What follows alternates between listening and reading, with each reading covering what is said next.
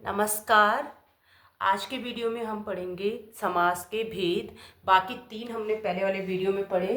अब आज के वीडियो में हम पढ़ेंगे बहुब्रीहि समास। ठीक है, बहुब्रीहि समास किसे कहते हैं? जो अपने दोनों पदों को छोड़कर किसी तीसरे की विशेषता बताता है, वह क्या कहलाता है? हमारा बहुब्रीहि समास कहलाता है। यानी कि जो दो पद होते हैं, पूर्व पद और उत्तर पद, ये क्या है? दोनों के बारे में नहीं बताता है, बल्कि ये क्या करता है? किसी तीसरे की विशेषता को बताता है। जैसे लिखा है गजानन, गज है जिनका आनंद, अर्थात आनंद का मतलब क्या होता है? मुख होता है। अर्थात ये किसकी विशेषता है? गणेश जी की विशेषता है। गणेश जी को कहा जाता है गजानन। ठीक है, तो ये जो दो पद है, ये अपने दोनों पदों को नहीं ले रहा है। ठीक है, अपने दोनों पदों से कोई लेना देना नहीं है। ये क्या कर रहा है? किसी तीसरे की विशेषता को बता रहा है, यानी कि गणेश जी की विशेषता को बता रहा है। चक्रपाणी, चक्र है जिनके पाणी में, अर्थात श्री कृष्ण या फिर हम विष्णु जी भी कह सकते हैं। पाणी का अर्थ होता है हाथ। ठीक है, तो चक्र पाणी, यानी कि चक्र क्या है? पूर्व पद है, पाणी क्या है? उत्तर पद है। लेकिन यह क्या है? अपने पदों की विशेषता नहीं बता रहा है, बल्कि ये क्या कर रहा है? किसी तीसरे की विशेषता बता रहा है, अर्थात ये श्री कृष्ण की विशेषता को बता रहा है। अब है चक्रधर। ठीक है, चक्र को धारण करने वाला। ठीक है, अर्थात श्री कृष्ण या फिर हम विष्णु जी भी कह सकते हैं। यहाँ हमने पाणी कहा, यानी कि हाथ में है, और यहाँ पर हमने धर का अर्थ होता है धारण करना। ठीक है, तो हमने इसका समास विग्रह इस तरीके से करना है कि चक्र को धारण करने वाला, अर्थात श्री कृष्ण या फिर हमारे विष्णु जी। फिर है वीणा पाणी। वीणा है जिसके पाणी में, अर्थात सरस्वती, यानी कि सरस्वती माँ के हाथों में क्या रहती है? हमेशा वीणा रहती है। सरस्वती माँ के बहुत सारे होते हैं। ठीक है, हंसवाहिनी, श्वेतवर्णी, ठीक है, ये सब किसके होते हैं? माँ सरस्वती के होते हैं। ठीक है, माँ सरस्वती की विशेषता ये शब्द बताते हैं। आगे है चतुरानन, चार है आनंद जिसके, अर्थात ब्रह्मा जी। हम बहुब्रीहि समास में जब हम समास विग्रह करेंगे तो हम दो तरीके से समास विग्रह कर सकते हैं। एक इस तरीके से कर सकते हैं और दूसरा हम इस तरीके से कर सकते हैं। ठीक है, पहले जैसे हमने यहाँ कहा वीणा है जिसके पाणी में। ठीक है, तो हमने है जिसके एक साथ बोला है। यहाँ पर हमने क्या किया है? चार है आनंद जिसके, अर्थात अगर आप इसको इस तरीके से भी करते हैं तो भी ये क्या माना जाएगा? आपका सही माना जाएगा। तो जो बहुब्रीहि समास होता है, इसमें आपको ध्यान रखना है कि ये क्या करता है? किसी तीसरे की विशेषता को बताता है। ठीक है, अपने दोनों पदों को छोड़ करके, अपने दोनों पदों की वो कहीं भी बात नहीं करता है, वो किसी तीसरे की विशेषता को स्पष्ट करता है। अब देखिए दूसरा क्या है हमारा? तत्पुरुष समास। ठीक है, तत्पुरुष समास किसे कहते हैं? जिसमें उत्तर पद प्रधान होता है और पूर्व पद क्या होता है? गौण होता है। ठीक है, इतना मुख्य नहीं होता है वो। ठीक है, अगर हम इसको दूसरी तरीके से भी समझ सकते हैं कि जिसमें क्या किया जाता है? कारक चिन्हों का लोप किया जाता है। ठीक है, इसमें जैसे संज्ञा और क्रिया होती है, तो उनके बीच में, संज्ञा और क्रिया के बीच में क्या लगाए जाते हैं? आपके कारक चिन्ह लगाए जाते हैं। तो कारक हमारे कितने होते हैं? 8 होते हैं। लेकिन जो तत्पुरुष समास में इस्तेमाल किए जाते हैं वो कितने किए जाते हैं? सिर्फ और सिर्फ 6 इस्तेमाल किए जाते हैं। ठीक है, कारक चिन्ह कितने इस्तेमाल किए जाते हैं? 6 इस्तेमाल किए जाते हैं। कहाँ से स्टार्ट होता है? कर्म कारक हमारा कौन सा कारक है? दूसरा कारक होता है, तो कर्म कारक से स्टार्ट होगा। तो कर्म को करण से संप्रदान के लिए अपदान से संबंध का की के अधिकरण में पर। अब जैसे ये से और ये से एक है। करण का से किसके लिए इस्तेमाल किया जाता है? जहां पर कोई चीज साधन या माध्यम को बताने के लिए। ठीक है, किसी चीज को करने के लिए जो साधन और माध्यम लिया जाता है, उससे किसका से? करण कारक वाला लिया जाता है। अपादान का से किसके लिए संबोधित किया करता है? संबंध करता है, सॉरी, अपादान जो कारक चिन्ह है से, वो अलग होने के बारे में बताता है, जब कोई चीजें किसी से अलग हो रही हैं। ठीक है, जैसे हम अगर अपादान का देखें, हम तो क्या कहते हैं? पथ भ्रष्ट हमने कहा। ठीक है, तो हम इसका विग्रह कैसे करेंगे? पथ से भ्रष्ट, यानी कि जो क्या हो गया है? पथ से अलग हो गया है, वो क्या हो गया? आपका अपादान कारक हो गया। तो इसमें कौन सा कारक हो गया? आपका अपादान हो गया। लेकिन यहाँ पे क्या आया है? से आया। लेकिन यहाँ पर क्या हो रहा है? रास्ते से अलग हो रहा है, पथ से क्या हो रहा है? वो भटक रहा है। तो इसलिए यहाँ पर कौन सा कारक हो गया? आपका अपादान कारक। ठीक है, अब है जैसे भुखमरा। ठीक है, भुखमरा शब्द हमने लिखा, भुखमरा, तो हमारा ये डेफिनेशन वो अलग क्या होगा? भूख से मरा। ठीक है, तो वो किसके कारण मरा? कैसे वो मरा? ठीक है, वो भूख से मरा। ठीक है, तो मरा जो शब्द है कि किसके कारण मरा, तो मरने का जो माध्यम बना, वो क्या माध्यम बनी है? भूख बनी है मरने का माध्यम। ठीक है, तो यहाँ पर देखो से क्या है? ये करण का से है, क्योंकि यहाँ पर क्या है? मरने का माध्यम क्या बना है? भूख बनी है। ठीक है। अब बाकी जो है जैसे है आपका यश प्राप्त, ठीक है, यश प्राप्त, यश को प्राप्त, ठीक है, विग्रह क्या हो जाएगा आपको, यश को प्राप्त। तो को किसका कारक चिन्ह है, आपका कर्म कारक का, ठीक है, किसका कारक चिन्ह है, आपका कर्म कारक का चिन्ह है को, ठीक है, तो यश को प्राप्त, ठीक है, समझ में आ गया। अगला है आपका संप्रदान। संप्रदान के चिन्ह क्या है, के लिए है।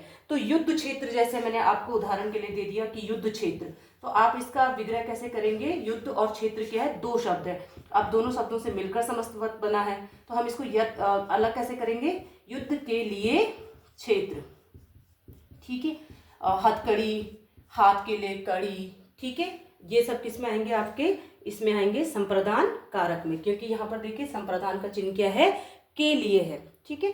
अगला है आपका, अब हमारा कितने हो गए, कर्म हो गया, करण हो गया, संप्रदान हो गया, अब हमारा संबंध है। तो संबंध में हमने लिख दिया राजपुत्र, ठीक है, तो अलग कैसे करेंगे इसे, राजा का पुत्र, ठीक है, का किसका चिन्ह है, आपका संबंध कारक का चिन्ह है का, ठीक है, राष्ट्रपति, राष्ट्र का पति, ठीक है, राजभवन, राजा का भवन, ठीक है, इस तरीके से किस में आएगा, संबंध कारक में आएगा। जलधारा, जल की धारा, ठीक है। अब है हमारा लास्ट है अधिकरण। तो अधिकरण का हम, अधिकरण में देखिए दो चिन्ह आते हैं, में और पर। अगर हमने लिख दिया यहाँ पर आप बीती, ठीक है, तो इसका अलग कैसे करेंगे हम, आप पर बीती, ये क्या हो गया हमारा, अधिकरण के लिए हो गया में और पर, ठीक है। तो यहाँ पर हमें क्या है, कारक चिन्हों का इस्तेमाल इस तरीके से करना है। जो हमारा समस्त पद है, समस्त पद हमारे क्या हैं, दो हैं, ठीक है, दोनों समस्त पदों को अलग करने के लिए हम क्या है, बीच में कारक चिन्हों का इस्तेमाल करेंगे। अब जैसे भूख से मरा है, अगर आप उस पर लिखोगे भूख को मरा, तो वो आपको लग रहा है ना कि वाक्य क्या है, अधूरा सा है, ठीक है, वो सेंटेंस क्या है, मिल नहीं पा रहा है, तो आपको अपने आप ही पता चल जाएगा कि ये गलत कारक चिन्ह मैं लगा रहा हूँ। पर आपको ध्यान रखना है सिर्फ कि 6 ही कारक चिन्ह इसमें लगेंगे, ठीक है। अब देखिए अगला है अव्ययीभाव समास, ठीक है। इसमें क्या होता है कि जिसका पहला पद क्या होता है, एक तो ये पहला पद प्रधान होता है, दूसरा उसका जो पहला पद होता है वो क्या होता है, अव्यय होता है, जिसके कारण जो पूरा समस्त पद उसका बनता है वो अव्यय की तरह ही क्या किया जाता है, इस्तेमाल किया जाता है, ठीक है। तो जो समस्त पद बना है वो क्या है, अव्यय की तरह इस्तेमाल किया जाता है। तो जैसे हमारा देखो आजीवन, तो हम क्या लेंगे, पहले कौन सा शब्द लेंगे, जीवन को लेंगे, ठीक है, जीवन भर हो जाएगा, ठीक है। तो पहला पद क्या हमारा अव्यय है, तो इसलिए हम उसको क्या नहीं कर सकते हैं, खर्च नहीं कर सकते हैं, तो इसलिए हमने क्या लिया है, जीवन को लिया है। तो जीवन भर, बेशर्म, बिना शर्म के, ठीक है, या शर्म के बिना भी लिख सकते हैं हम, ठीक है, आमरण, मरण तक, ठीक है, फिर है निसंदेह, बिना संदेह के, ठीक है, फिर क्या आएगा आपका विग्रह, बिना संदेह के, निसंदेह का बिना लगाया हमने, बे का भी बिना लगाया है।